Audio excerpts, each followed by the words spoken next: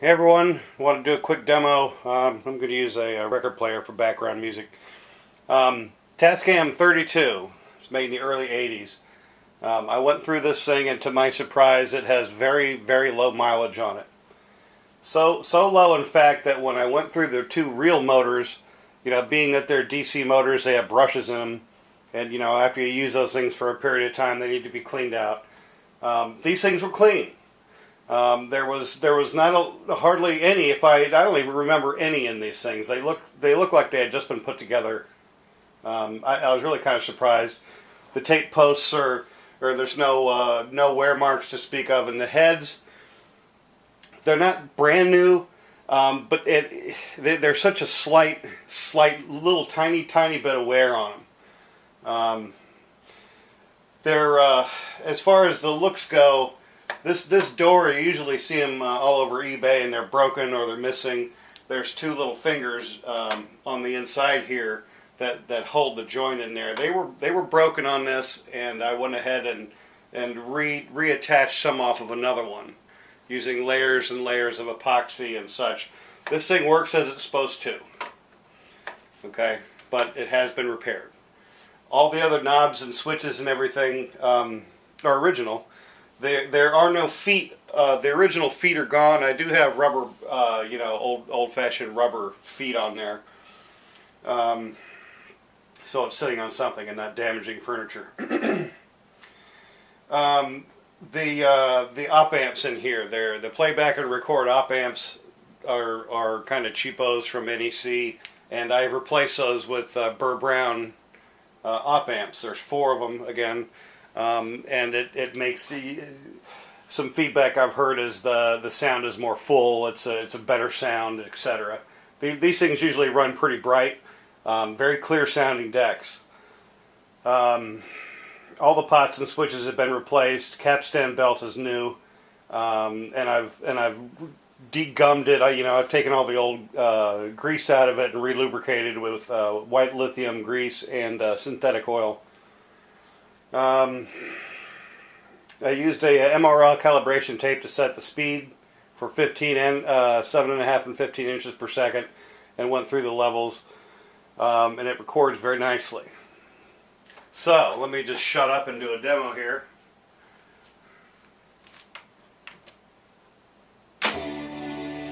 This is at 15 inches per second.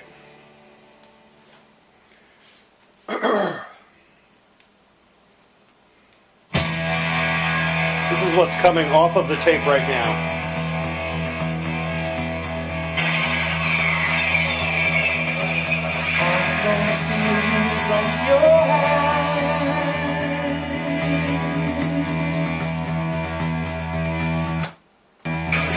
That's going onto the tape.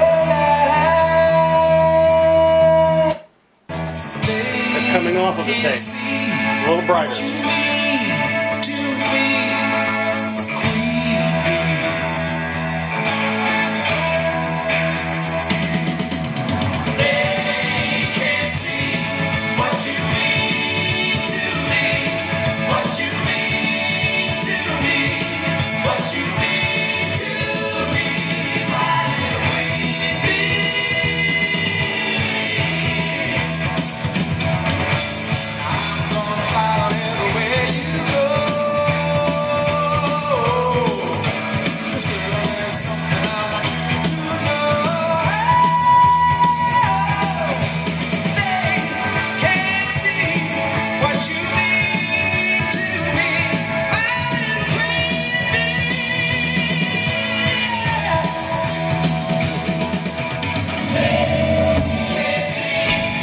Testing 1, 2, left mic.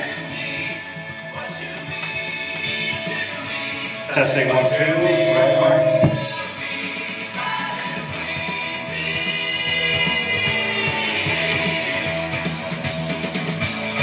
Now I have a 0 return button set, so it's going to roll back to somewhere around zeros.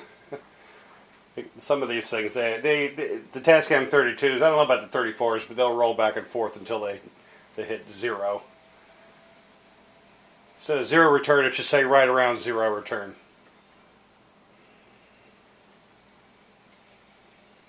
There you go. Let's hear what we did.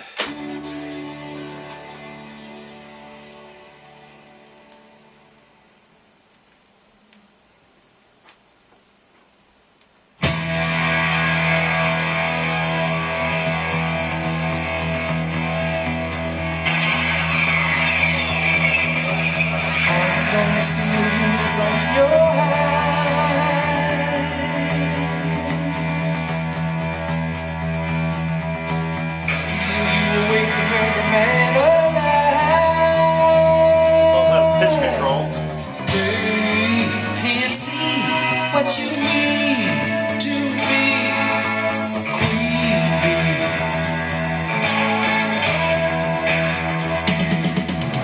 They can't see what you mean to me, what you mean to me, what you mean to me, my queen bee.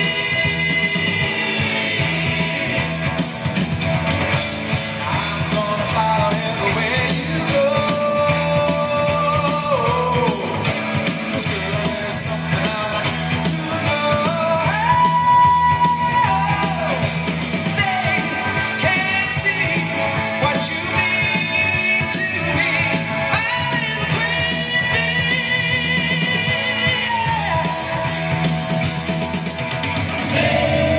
can't see Out. Testing 1, 2. Left mic. what you mean to me. Testing 1, 2. Right mic.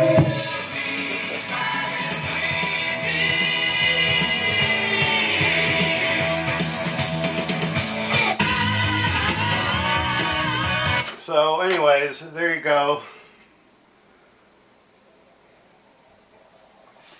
Also, you'll see on these the tape tensioners, there's a spring and there's actually a winding of string in there as well. It's kind of a dual effort thing. I've gone through all those as well, and they do what they're supposed to do. You could feel the come on you could feel the second. This is where actually the string starts to hit and pull, kind of an anti-bounce action there. This TAC take-up reel is going to go with this deck, and I don't have any TAC TZ612 hubs, but the Pioneer hubs will work. You can grab them and turn as you need to if you want to do any cueing. So those also come with the deck, not the tape. Turn to zero, turn off. And it is common to hear the bleed through. The tape is away from the heads, but you know there's about a 1/8 inch gap, so it picks up a little noise on the playback head.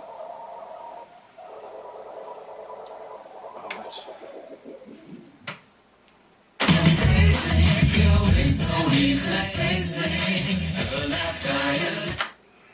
Let me go a little farther. I didn't play anything off the sync head. So let me get back into what I recorded. Show the trash I had all over this tape.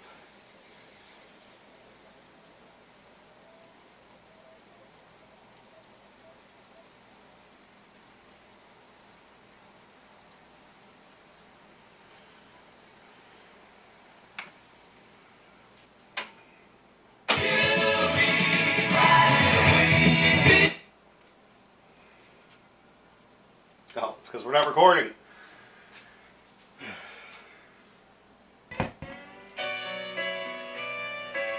YouTube will probably fire me for that.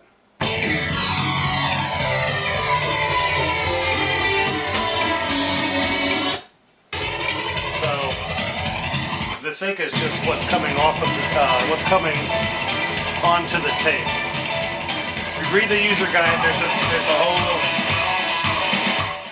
the whole process behind the sync. But that's actually what's going onto the tape as well, just like the input.